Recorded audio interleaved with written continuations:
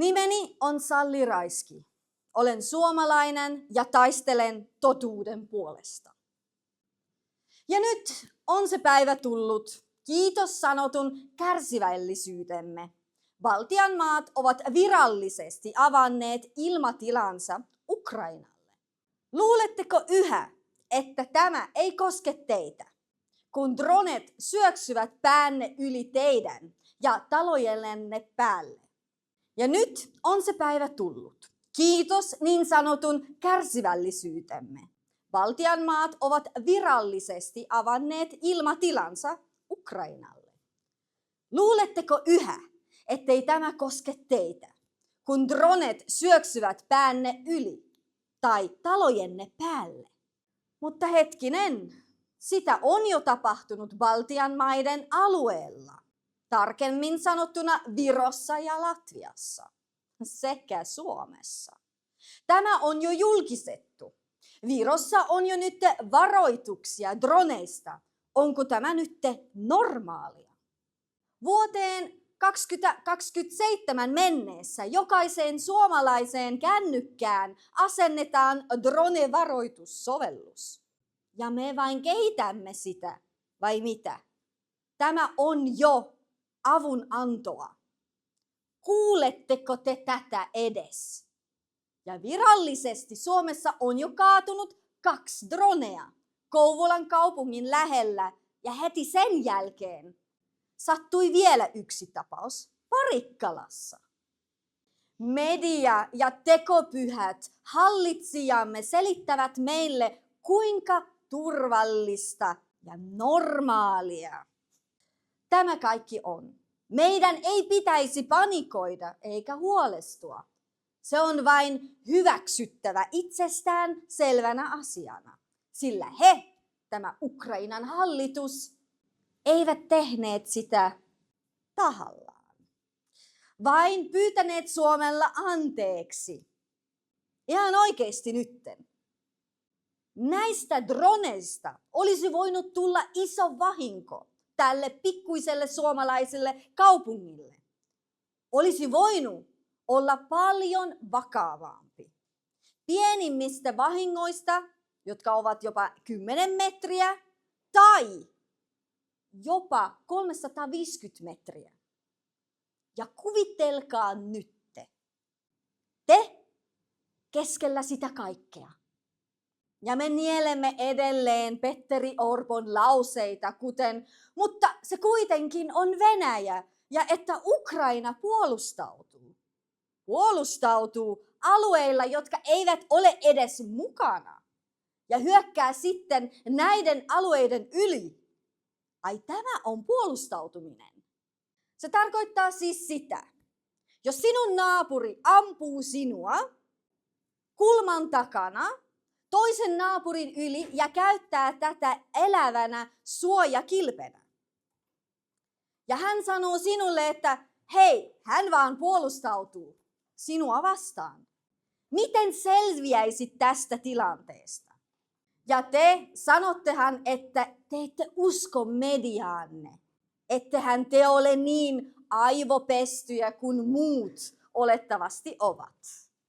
Ettekö ole ajatelleet, että maanne ehkä jo itse laukaisevat näitä droneja? Tai onko tämä pelottavaa myöntää itselle? Suomi ja Baltian maa ovat liittyneet NATOon. Miten se oli? Turvallisuuden vuoksi, sillä siellähän on Venäjä.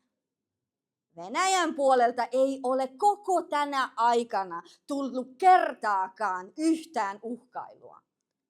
Ei presidentiltä Vladimir Putinilta ainakaan. Ja mitä suomalaiset ajattelevat? Lisäisikö tämä nyt maan turvallisuuteen? Näemme nyt tuloksen. Meille pakotetaan NATO-tukikohtia, joita on jo 2. Yksi Rovaniemellä ja toinen Sodankylässä. Ja 15 enemmän tulee. Mutta eihän tämä riitä. Ettekö te ymmärrä, että he tarvitsevat vaan alueenne, joka rajoituu Venäjän federaatioon? Ja kuka sen rahoittaa ja rakentaa? Kieltäytyisittekö sellaisesta projektista? Ja teidän verothan menee just sinne. Olette pelkkä väline, aivan kuten Ukrainassakin on tapahtunut ja tapahtuu vieläkin. Entäs jos sama ukrainalainen drone putoaa talollenne? Vahingoittuvat asukkaat tai jopa te itse, kun nukutte. Ketä kiitätte silloin? Vai riittääkö teille anteeksi pyyntö? Vai syytättekö silloin Venäjää siitä? Ja te olette sotaa vastaan? Spesiaalioperaatio tapahtuu Ukrainan ja Venäjän rajalla, mukaan lukien Donbass.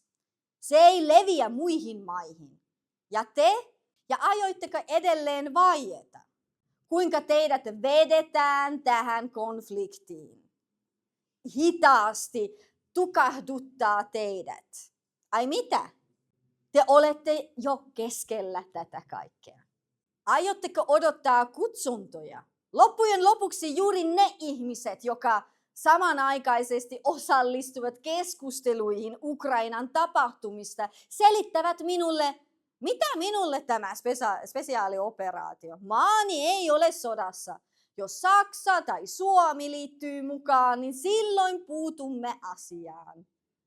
No keitä te olette? Kutsutko itsenne sotaa vastaan? Kyllä, niin kauan kun kaikki sujuu hyvin, te hyödynnätte sen. Mutta kun aika on toimia, teillä on toinen kansalaisuus. Mitä meidän pitäisi tehdä? Meillä on tällaiset lait, minulla on perhe, tarviin työpaikkani. Luuletteko, että mitä? Miten se alkoi Ukrainassa? Eivätkö ihmiset siellä halua vain tehdä töitä? Älkää sitten puhukaa ukrainalaisista. Teillä ei ole oikeutta puhua Ukrainasta. Teillä tapahtuu täsmälleen sama asia. Mutta te voitte vielä pysäyttää sen. Vai haluatteko te odottaa sotaa? Mutta tulee olemaan ihan todellinen sota meidän kohdallamme. Ei käy niin kuin Ukrainan kanssa. Meitä on jo varoitettu monta kertaa. Poliitikkomme käyttävät hyväkseen Venäjän suojaitsevallisuutta ukrainalaisten kohtaan. Mutta meidän kohdallamme, EU-maiden kohdalla, ei tule käymään niin kuin Ukrainassa. Valta ei ole kuvitteellista. Sekin koostuu vain ihmisistä. Johtajat ja sitten ne, jotka toteuttavat heidän käskyjään. Te olette aivan kuten he. Te olette samanlaisia. Silmät, nenä, suu. Ja myöskin droneja ohjaavatkin ihmiset. Eli pyydän nytten teiltä. Jos havaitsette mitään toimia tai tapahtumia, ilmoittakaa niistä ehdottomasti. Jos teitä yritetään värvätä tai pakottaa mihinkään toimiin, ottakaa vaikka meihin yhteyttä. Jos olette mukana tällaisessa toiminnassa, puhukaa siitä. Sillä siinä voi olla valtavia seurauksia, ei vaan teille. Ja nyt jokainen meistä päättää. Nouseeko hän ylös, lähteekö hän, ottaako hän kynän kätensä vai ei? Oletko vain yksi pelinappula shakkilaudalla vai oletko sinä oman elämän pelaaja?